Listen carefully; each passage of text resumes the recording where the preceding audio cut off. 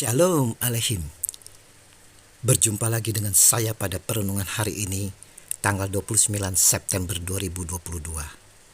Mari saudara-saudaraku yang terkasih, kita mau saling menyapa dan memberi salam kepada saudara-saudara kita yang ada di sekitar kita. Kita awali perenungan pagi hari ini dengan tanda kemenangan kita dalam nama Bapa dan Putra dan Roh Kudus. Amin. Yesus mengenal secara mendalam diri kita. Dan hari ini Gereja Katolik merayakan pesta Santo Mikael Gabriel Rafael Malaikat Agung. Bacaan liturgi diambil dari kitab Daniel 7 ayat 9 sampai dengan 10, dilanjutkan dengan ayat 13 sampai dengan 14, dan Injil Yohanes 1 ayat 47 sampai dengan 51. Saudara-saudaraku yang terkasih di dalam kasih Kristus, seorang bapa saudara pasti mengenal sosok pribadi anaknya. Apa yang diinginkan si anak sebelum meminta, bapa pasti mengetahuinya. Karena seorang bapa, ayah tahu betul akan anaknya. Kita sendiri saudara-saudaraku yang terkasih secara pribadi belum tentu dapat memahami, mengerti dan mengenal akan pribadi saudara-saudara kita yang lain. Kita sering menerka-nerka dengan pikiran kita. Sang Maha Guru kita yang kita imani dan kita ikuti, yaitu Yesus Kristus Tuhan kita. Dia pun sangat mengenal akan pribadi kita, saudara. Kita dapat melihat dari Injil hari ini. Kata Filipus kepadanya, "Mari dan lihatlah." Yesus melihat Natanael datang kepadanya lalu berkata tentang dia, "Lihat, inilah seorang Israel sejati. Tidak ada kepalsuan di dalamnya." Yohanes 1 ayat 47. Saudaraku yang terkasih, Yesus menyampaikan penilaian pribadi dari Natanael sebagai seorang sejati. Tidak ada kepalsuan dalam dirinya. Tentu Natanael kaget mendapat penilaian seperti ini. Kata Natanael kepadanya, "Bagaimana engkau mengenal aku?" Jawab Yesus kepadanya, "Sebelum Filipus memanggil engkau, aku telah melihat engkau di bawah pohon ara." Yohanes 1 ayat 48. Saudaraku yang terkasih, Yesus yang adalah Tuhan, saudara, Dia maha tahu.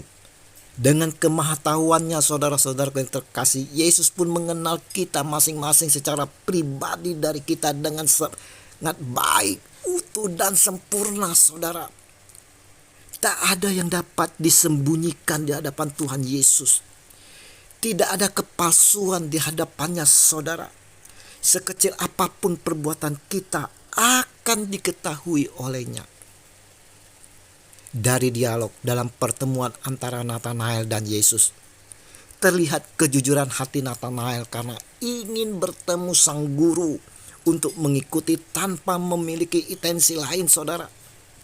Ia datang mencari Yesus dengan harapan akan keselamatan. Perkataan Yesus membuatnya sadar bahwa tak ada seorang yang bisa mengenal siapa dirinya kecuali Allah. Ia percaya bahwa Yesus adalah Mesias yang dinanti-nantikan. Maka Natanael berkata, "Rabi, engkau anak Allah, engkau raja orang Israel."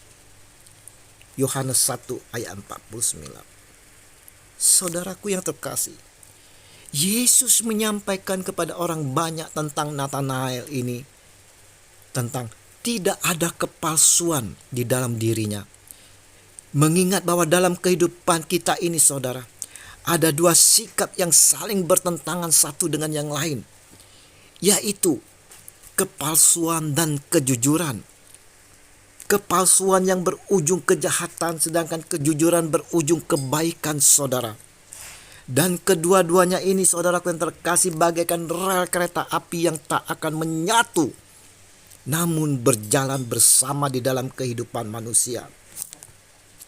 Kejujuran membuat kita menjadi bebas dalam berelasi, bekerja dan lain sebagainya. Sebaliknya saudaraku yang terkasih, kepalsuan hanya membuat kita semakin licik serta membelenggu kita dengan kebohongan-kebohongan.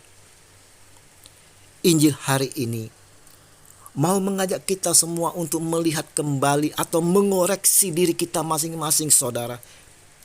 Bagaimana relasi kita dengan sesama?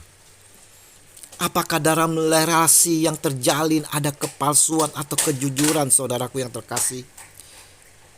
Kejujuran sangat diperlukan dalam berelasi, entah dalam persahabatan, pekerjaan dan lain sebagainya. Kebajikan ini membawa kedamaian, keharmonisan, kepercayaan dalam hidup. Sedangkan kepalsuan saudara-saudara merupakan buah dari keegoisan, kemunafikan, ketakutan dan lain-lain. Kebajikan ini hanya membawa kita semakin dijauhi sesama, hilang kepercayaan.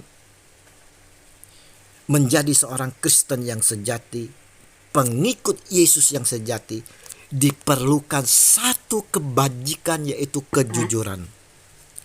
Jauhilah kepalsuan saudara-saudaraku yang terkasih. Karena hidup yang mendua hanya membuat kita semakin terlarut dalam kehancuran. Pilihan hidup mendua membuat identitas kita sebagai Kristiani ternodakan. Karena saudaraku yang terkasih, sikap baik di hadapan sesama namun jahat di belakangnya, ini sangat tidak disukai oleh semua orang. Dengan demikian saudara-saudaraku yang terkasih, undangan untuk menjadi Kristiani yang sejati adalah undangan hidup di dalam kebenaran.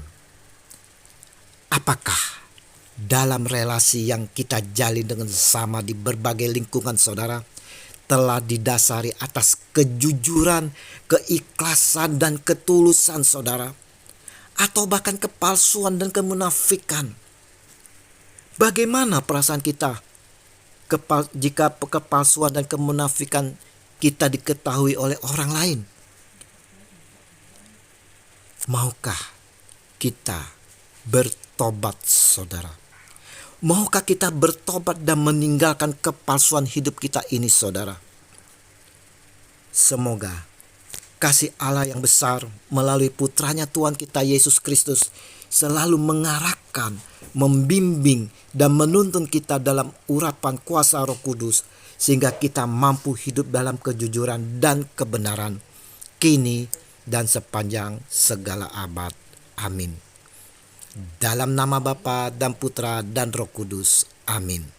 Shalom Aleichem.